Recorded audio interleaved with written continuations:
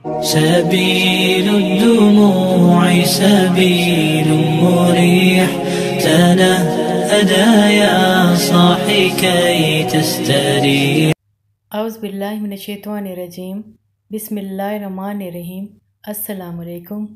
5 وقت کی نماز کی پابندی کیجیے، زبان پر استغفار اور درود شریف کا ورد جاری رکھا کیجیے، صلی اللہ علیہ وآلہ وسلم۔